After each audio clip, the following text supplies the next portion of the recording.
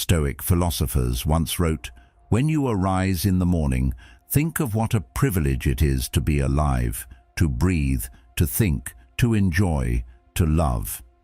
That right there is the baseline. Gratitude isn't just a feel-good attitude, it's a weapon against entitlement and anxiety. It brings you out of your head and into the moment. See, most people roll out of bed and fall straight into autopilot. Notifications, noise, mental clutter. They're reacting before they've even returned to themselves. And the truth is, if you don't direct your attention first thing in the morning, the world will do it for you. Carl Jung once said, "Until you make the unconscious conscious, it will direct your life, and you will call it fate." If you wake up and let your mind run wild, stressing about work, people, problems, you're not living, you're just surviving. Gratitude interrupts that pattern. It anchors you before the storm begins.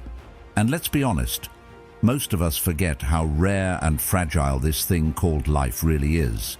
We complain, we compare, we coast. But one unexpected event, a diagnosis, an accident, a loss, can flip your entire world. When you truly understand that nothing is guaranteed, gratitude becomes less of a morning ritual and more of a mindset for survival. When you wake up, take 3 deep breaths. That's all. Slow, steady, present. Place your hand on your heart if you need to reconnect with your body, and say it. I'm grateful to be here, not to perform, not to impress, just to be. Socrates once said, "The unexamined life is not worth living." But maybe part of that examination isn't just about asking deep questions. Maybe it's about practicing deep presence. You don't need a fancy journal or some perfect meditation routine. You need one clean thought. This is enough. This moment is enough.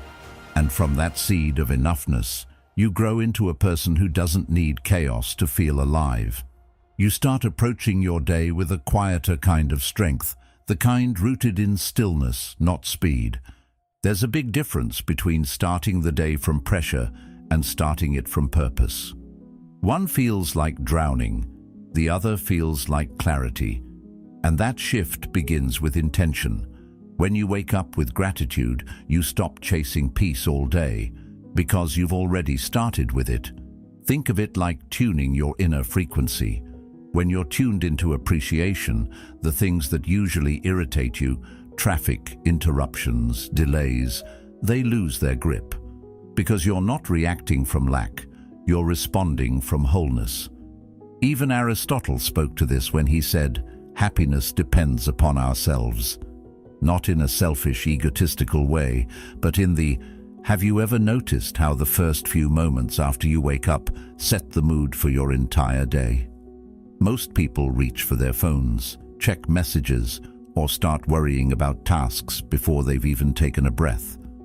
But the way you speak to yourself each morning is powerful. It shapes your energy, your mindset, and how you face the world. Today, I want to share something that might just shift the way you start every single day of your life. Most people don't realize this, but those quiet seconds between sleep and action are where your mind is most open and most vulnerable. What you feed it in that moment either strengthens your core or lets chaos in. And if you're constantly waking up stressed, overwhelmed, or just plain lost in the noise, you're not alone. But you do have a choice. And that's where Stoicism enters the chat, not as a dusty philosophy, but as a daily tool. The Stoics believed that how you begin your day is how you train your soul, that if you don't anchor your mind, the world will do it for you. And trust me, the world has its own agenda. So if you're tired of starting your mornings already behind, if you're ready to stop letting yesterday's problems or tomorrow's anxiety own today, I've got 5 simple phrases, daily truths, you can speak to yourself that will change everything. They don't take more than a minute, but the shift they cause, it's deep, it's personal, it's power. If what we're building here resonates with you, If it helps you pause, reflect, and move through life with a little more clarity, consider being part of it. A subscription is more than support. It's a signal to yourself and to others that you value growth that lasts. 1. I'm grateful to be here. You know what's wild? We're always chasing something: success, clarity, love, money, answers. But we rarely pause long enough to appreciate the one thing we already have, right now. And not just the now you scroll past on a motivational quote. I'm talking about the quiet, overlooked miracle of simply waking up, breathing, opening your eyes to a brand new, unwritten day. You didn't earn that. You weren't promised it, but you got it. That's power. That's grace. And that's where your strength actually begins. Not in what you achieve, but in how deeply you recognize the gift of being alive. Before anything, before texts, to-do lists, or even coffee, pause and say this to yourself: I'm grateful to be here. Not because life is polished or perfect, but because it's present. You're still in the game. You still have time to evolve, to make amends, to take risks, to speak truth, to live honestly. Marcus Aurelius, one of the most respected, says that you don't need to wait for circumstances to be ideal to feel fulfilled. Gratitude puts you back in control. It tells your brain, I don't need to have it all figured out to be okay. I don't need external proof to feel internally aligned. And that right there, that's emotional resilience. That's maturity. That's you becoming someone the world can't easily shake. Let's take it even deeper. Psychology has shown that gratitude practices rewire the brain for more long-term well-being. Studies from institutions like Harvard and Berkeley confirm that people who practice daily gratitude consistently report higher levels of optimism, better sleep, and even stronger immune systems. Not because life is easier for them, but because their focus is different. Where others see problems, they see chances. Where others rush, they pause. And it all begins with this internal reset button you press every single morning. Plato said, "A grateful mind is a great mind which eventually attracts to itself great things." That's not some mystical promise. It's basic cause and effect. When you're centered, your decisions are better. When you're appreciative, you attract people who operate from that same energy. When you're grounded, you're less likely to be manipulated, distracted, or derailed. You don't just show up differently, you attract differently. So before your day gets hijacked by obligations and overwhelm, own those first few seconds. Not with pressure, not with a plan, but with presence. I'm grateful to be here. Say it. Feel it. Let it soften your breath and widen your perspective. That phrase may seem small, but it holds the power to recalibrate your entire system. Because gratitude isn't passive, it's powerful. It's how you take control before the world gets a chance to. It's how you stop existing and start living. And the more you practice it, the more you realize this moment right now is the foundation for everything else. Not your goals, not your schedule, not even your coffee. Just this breath, this awareness, this life. Say it with me now, not just once, every morning, before the noise, before the rush. I'm grateful to be here. That's your real reset, and that's where your transformation begins. 2. Yesterday doesn't own me.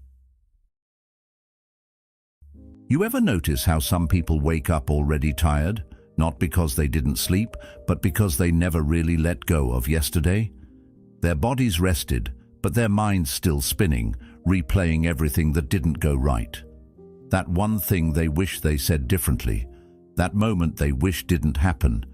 It just loops in their head like a song stuck on repeat. And whether they know it or not, they're dragging all of that into a brand new day. It's like trying to run a race while carrying yesterday's suitcase. Eventually, you're going to trip. Let's be real. We carry way too much weight from the day before. The awkward conversation, the missed deadline, the dumb mistake. And sometimes it's not even just our own stuff. We carry other people's moods, judgments, and expectations too. We let that shadow of what was follow us straight into what could be. But here's something most people forget. You're not meant to relive yesterday. You're meant to learn from it, then leave it where it belongs. That's the real test, not perfection, but release. So start here. Remind yourself every morning, yesterday doesn't own me. Say it like you mean it. Say it like your peace depends on it, because it does. That one sentence might not erase the past, but it separates you from it. It draws a boundary between what happened and what you're choosing now. And that boundary, that's freedom. That's your reset. Carl Jung once said, "I am not what happened to me. I am what I choose to become." That line is gold, because what happened yesterday might explain your pain, but it doesn't get to define your path. You get to decide what story you're telling yourself today. You get to decide whether you carry shame or strength. And that's the part too many people give away. They replay the worst parts of their life like it's homework that was never finished. But at some point, you've got to close the book and write the next chapter. The Stoics had a powerful view on this. They believed that what matters most isn't the event itself, but how you respond to it. Epictetus said, "It's not what happens to you, but how you react to it that matters." Yesterday might have been a mess. You may have said the wrong thing, lost your cool, missed the opportunity. Okay, but now what? Are you going to live there forever, or are you going to take what you learned and move forward, stronger, sharper, clearer? Think about it like this. Every day is like a fresh journal page. But if you keep scribbling yesterday's story on today's page, you never get to write anything new. That's why letting go isn't weakness. It's wisdom. It's emotional discipline. It's the decision to say, I won't waste today fighting battles I've already lost or trying to fix things that no longer exist. That's strength most people overlook. The strength to stop picking the same wound. Socrates believed that an examined life was essential, but that doesn't mean you keep poking at the past until it bleeds again. Examining doesn't mean reliving. It means observing, understanding, and then releasing. Take the lesson, leave the weight. And if that sounds too simple, ask yourself, what has holding on to yesterday really done for you? Has it healed you, helped you, or has it just made your present heavier than it needs to be? Now here's something practical. Picture the thoughts you're holding, regret, guilt, embarrassment, as stones in a backpack. Every morning, before you get out of bed, close your eyes and imagine taking that backpack off. Literally visualize it, sliding off your shoulders and hitting the floor. Feel your body relax. Let that visual become a ritual. Because when you let go physically and mentally, your nervous system gets the message. We're safe, we're free, we're starting clean. Aristotle taught that habit is what forms character. So what if you made this letting go process a habit? Not a one-time thing, but a muscle you flex every day. The more you practice release, the easier it gets to separate your identity from your old wounds. You stop being the person who's always messing up or always behind, and you start being the person who recovers fast, forgives quicker, and chooses peace on purpose. And it's not just about big moments either. Sometimes we carry tiny things we didn't even realize were weighing us down. The tone in someone's text, the thing we overheard, the passive-aggressive comment that got under our skin. Little stuff that builds up until we don't even know why we're so tense. That's why this practice matters daily. Not just when you've had a meltdown, but every morning. Check in, clear out. There's a quote often attributed to Plato, "The beginning is the most important part of the work." And it's true. If you begin your day carrying the past, your actions, your words, your choices, they're all filtered through that residue. But if you begin with presence and release, you get clarity, you get power. You don't bring the noise of yesterday into today's silence. So here's the move. Stop treating every day like it's a continuation of your worst memory. That's not fair to you. That's not fair to your growth. Yesterday had its shot. Today is yours, and you owe it to yourself to show up fully, not halfway, not haunted, not on autopilot. Say it again with me. Yesterday doesn't own me. That's not denial. That's direction. That's you choosing healing over hurt. That's you remembering that your future isn't built on the debris of your past. It's built on the choices you make now. So choose presence, choose peace, choose to drop the weight, and then go live like you mean it. 3. I control my mind, not the other way around. It's easy to feel like life is spinning out of control these days. One moment you're sipping coffee, the next you're drowning in texts, news updates, messages, meetings, and then come the thoughts, fast, noisy, demanding your attention. It's like your mind opens its own app and starts launching tabs you never clicked on. Before you know it, you're not thinking, you're being thought, you're reacting, you're chasing every feeling, every worry, every what if. It's exhausting, and it's a trap.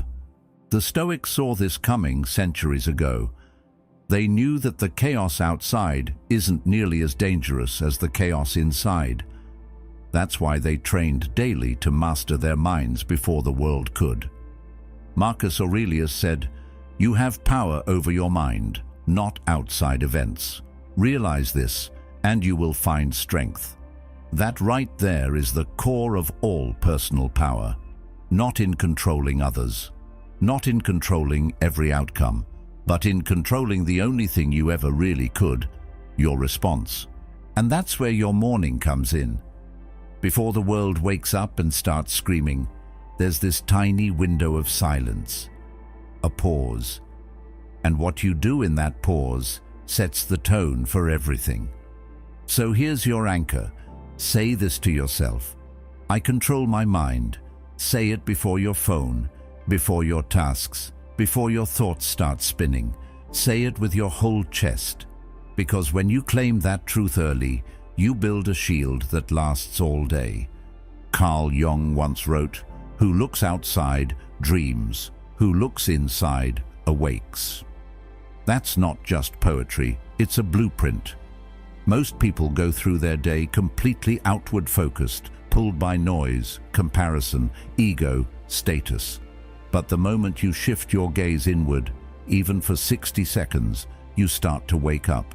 You realize that not every emotion is true.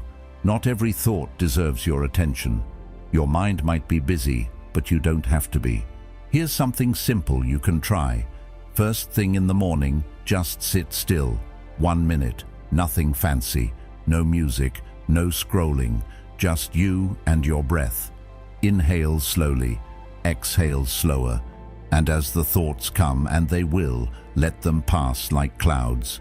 Don't grab onto them, don't judge them, just breathe. That space between stimulus and response, that's where your power lives. That's where you remember, I am not my thoughts, I'm the one watching them. Plato believed that the first and greatest victory is to conquer yourself, not your job, not your schedule, not your inbox, yourself. And that victory starts in your head. Every time you catch yourself spiraling, overthinking, reacting, you've got a choice. Will you let your mind drag you, or will you direct it? Will you be the driver or just the passenger? And look, this isn't about becoming some monk on a mountain. It's about practical control in a loud world. It's about choosing your mood instead of being hijacked by it. You don't have to answer every call. You don't have to feed every fear. You don't have to let every little inconvenience ruin your peace. Peace isn't passive. It's a decision. And the more you decide to claim it, the more natural it becomes. Socrates once said, "The secret of change is to focus all of your energy, not on fighting the old, but on building the new." And the new starts with you saying, "This is the direction I'm moving in. This is the tone I'm setting. This is the mindset I choose." Because your mindset isn't something you inherit, it's something you train. And psychology backs this up. Neuroscience tells us that your brain isn't fixed, it's plastic. It rewires itself based on what you focus on. If you spend all morning reacting, doom scrolling, comparing, complaining, your brain gets better at stress. But if you spend your mornings anchoring, breathing, choosing, observing, your brain gets better at calm. You literally train yourself for peace. Even Aristotle pointed out that we are what we repeatedly do. Excellence, then, is not an act, but a habit. Think about that. You don't become mentally strong overnight. You become it by choosing the same intention every morning. I control my mind. That's your rep. That's your discipline. And like lifting a weight, it gets easier with time. So the next time your mind starts pulling you toward doubt, toward anger, toward distraction, pause, breathe, and remember, just because the thought showed up doesn't mean you have to follow it. Just because something's loud doesn't mean it's true. Your inner voice, when trained, is stronger than all the outer noise combined. But you have to choose it. And yeah, you're gonna mess up. You'll have days where your mind runs the show and you forget all of this. That's okay. Don't judge it. Just return. The Stoics weren't about being perfect. They were about being aware. The real growth isn't in never slipping. It's in noticing sooner when you do and returning faster to who you really are. So tomorrow morning, before the emails, before the headlines, before the world reaches for your attention, sit with yourself. Close your eyes, inhale calm, exhale chaos, and speak it out loud or in your heart. I control my mind. Let that be your compass. Let that be your center. Because the world might be loud, but you're louder when you choose to be. And that's how you take your power back every single day. 4. Kindness is my superpower. There's something magnetic about people who walk into a room and bring calm with them. They don't have to speak loudly or dominate the space. Their presence just feels grounded. You feel safe around them, like their energy isn't looking to prove anything. And you wonder, how do they do that? The answer isn't fame, money, or some fancy self-help routine. It's something much simpler and much more powerful. It's kindness, real kindness, the kind that isn't performative, the kind that's rooted in inner strength, not weakness. You ever meet someone whose energy just feels peaceful? That's not random, that's intentional. It starts with this daily decision. Kindness is my superpower, not in a soft, airy Instagram quote way, but in a grounded, practical, stoic way. Because being kind doesn't mean being passive. It doesn't mean you let people walk all over you or avoid difficult truths. In fact, it's the opposite. True kindness takes self-control. It requires discipline. Marcus Aurelius once said, "Kindness is invincible if it's sincere, not fawning or pretending." What can even the most malicious person do if you keep treating them with kindness and remain firm? That's the balance. Gentle but not fragile. Soft-spoken but not silent. In the modern world, we often mistake harshness for strength, as if being cold or detached somehow proves you're in control. But here's what Stoicism teaches us. The strongest person isn't the one who controls others. It's the one who controls themselves. Kindness is a form of self-mastery. It means you've developed enough awareness to pause before reacting, enough humility to listen before judging, and enough courage to extend grace even when it's not deserved. Carl Jung said, "Knowing your own darkness is the best method for dealing with the darkness of other people." That hits hard, doesn't it? Because we all have that inner storm, the insecurities, the pain, the fear, and when we see it in others, we often forget they're battling their own version of what we're dealing with. Kindness bridges that gap. It's not about being overly positive or pretending everything's okay. It's about choosing to see the humanity in people, even when it's buried under layers of defensiveness or anger. Start your day with that mindset, and you'll feel the shift. You'll speak softer, not because you're weak, but because you don't need to shout to be heard. You'll react slower, not because you're indifferent, but because you value peace more than being right.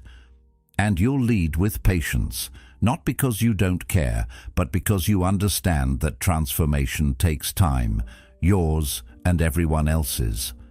Socrates once said, "Be kind, for everyone you meet is fighting a hard battle." And he wasn't being poetic, he was being real. Most of the pain people project has nothing to do with you. It's their own stuff, their own wounds, their own unresolved stories. When you operate from that awareness, you don't take things so personally. You start to see beyond the surface, that rude comment, fear, that passive aggression, insecurity, that silence, probably pain. Kindness doesn't mean excusing bad behavior, but it does mean responding with clarity instead of ego. And here's where it gets even more practical. Visualize one kind thing you'll do today. Seriously, pick something right now. Maybe it's complimenting someone who seems down. Maybe it's pausing to really listen when someone speaks. Maybe it's texting a friend just to say you're thinking of them. Doesn't matter how small it is, it adds up. That one act might be the only good thing someone experiences today. And the wild part, it will probably do more for you than it does for them. Because every kind action reinforces your identity as someone who leads with intention, not impulse. Plato believed that excellence is not an act, but a habit. So is kindness. It's not about waiting until you're in a perfect mood or until someone deserves it. It's about choosing who you want to be on purpose, making it a practice, repeating it until it becomes your nature. And when it becomes your nature, your presence shifts. You no longer enter rooms trying to get something. You show up to offer something. That's a different kind of power, a deeper kind. And yes, people might misunderstand you. They might mistake your patience for passivity, your calm for disinterest. But here's the key. You're not doing it for them. You're doing it because it aligns with your values. You're doing it because it reflects the person you're building. And the truth is, nothing builds long-term influence like consistent kindness. Not charm, not intellect, not hustle, kindness. The Stoics weren't soft. They were warriors of the mind. They faced hardship, betrayal, loss, and still believed in leading with virtue. To them, kindness wasn't an accessory. It was core. It was the foundation of a life well lived. And when you understand that, you stop looking for applause. You stop trying to prove your worth. You just live it, quietly, consistently, completely. So tomorrow morning, before you get swept into the day, pause, center yourself, and remind your mind, kindness is my superpower. Not because you need people to like you, but because it's who you choose to be. Then go out there and live like someone who's not afraid to be good, not fake good, strong good. That's what leaves a mark. That's what rewrites the energy of a room. And more often than not, that's what ends up changing people, starting with you. 5. This moment is all I have, so I'm gonna enjoy it. Have you ever blinked and realized an entire week just flew by? Not in a poetic life is beautiful kind of way, but in a slightly disorienting, where did the time go kind of way. 1 minute you're sipping your morning coffee, and the next you're buried under a mountain of notifications, meetings and responsibilities you barely remember agreeing to. It's like the day ran away without asking permission, and you're stuck trying to catch up. That's modern life for most of us. Fast, loud, demanding. But here's something that cuts through all that noise like a blade. Everything is temporary. And that truth isn't meant to scare you, it's meant to wake you up. The stress? Temporary. The pressure? Temporary. Even the joy, the peace, the good stuff, it too is passing. That's what makes it precious. The Stoics understood this better than anyone. They practiced what's called memento mori, a daily reminder of mortality, not to be dark or depressing, but to be aware.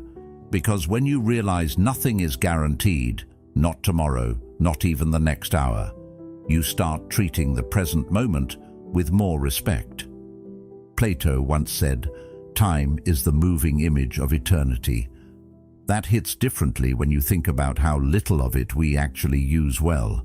So much of our time is spent either regretting the past or worrying about the future. We rarely just are. But presence is a skill, a discipline, something you have to train, just like your body, your mind, or your patience. Carl Jung believed that the ability to be in the present moment is a major component of mental wellness. And it makes sense, doesn't it? Most of our anxiety lives in the future. Most of our sorrow lives in the past. The present? That's where your feet actually are. That's where the breath lives. That's where power exists. But we're so distracted, we miss it. We miss the sunlight streaming through the window, the taste of our breakfast, the way the air feels right before a rainstorm. These small moments, overlooked by many, are everything. So here's your reminder. Say it to yourself like you mean it. This moment is all I have, so I'm gonna enjoy it. Not tomorrow, not later.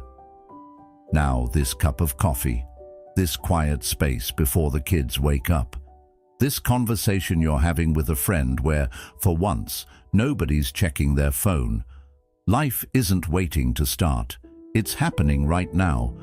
And if you're not fully in it, you're not just missing time, you're missing your life. Aristotle talked about eudaimonia, the idea of flourishing, of living a good and meaningful life. He didn't tie that to some distant goal or external success. He tied it to virtue in action, how you live each moment, how you show up with integrity, awareness and intention. Enjoying the present doesn't mean ignoring your responsibilities. It means learning how to fully experience whatever moment you're in, even the messy ones. Let's be honest though, presence is hard. It's much easier to distract yourself, to stay busy, to always think about what's next. Because sitting still with yourself, that's where the real work begins. The Stoics called this inner stillness ataraxia, a kind of serene calm that isn't shaken by the outside world. And one of the fastest ways to tap into that calm is to slow down and notice the moment you're in. Whether it's brushing your teeth or watching the wind move through the trees, let yourself be there. And look, this isn't about pretending life isn't stressful. It absolutely is. The world will continue to move fast. People will continue to pull at your time and energy. But when you practice presence, you stop giving your power away. You stop being ruled by urgency, and instead you choose clarity. Seneca wrote, "True happiness is to enjoy the present without anxious dependence upon the future." That's it. Not just surviving, but enjoying. And enjoyment doesn't have to be loud or dramatic. It can be found in stillness, in quiet appreciation, in the pause between things. So tomorrow, or even right now as you're reading this, pause. Take one deep breath. Feel it travel through your chest. Notice where your feet are. Notice what you hear, smell, taste, touch. Be where you are, not where you think you need to be.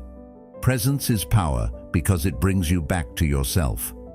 Not the version of you that's performing, not the version that's planning or regretting, just you here.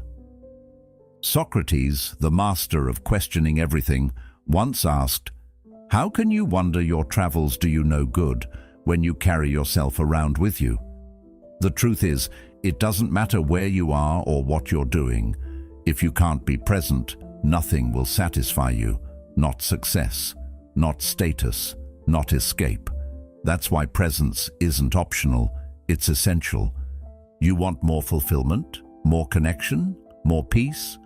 It doesn't come from doing more, it comes from noticing more, it comes from paying attention, it comes from choosing to enjoy the little things while they're happening instead of missing them and wishing you'd paid attention. This moment, this one, is already slipping away. Not in a dramatic way, just quietly, like it always does. So hold it a little longer, appreciate it a little deeper, and remind yourself often, everything is temporary, so I will enjoy this moment. That mindset doesn't just slow down time, it stretches it, makes it richer, more meaningful, and over time, you begin to realize this moment was never small. It was everything. You just needed to notice. So as you move through today, whatever it holds, carry this truth with you. Peace isn't found in the next moment. It's found in this one, right here, right now. If this spoke to something in you, there's another video waiting for you on screen that dives even deeper into building a life rooted in stillness, clarity, and inner strength. I think you'll find it powerful. Thank you for being here and for being a part of Stoic Journal.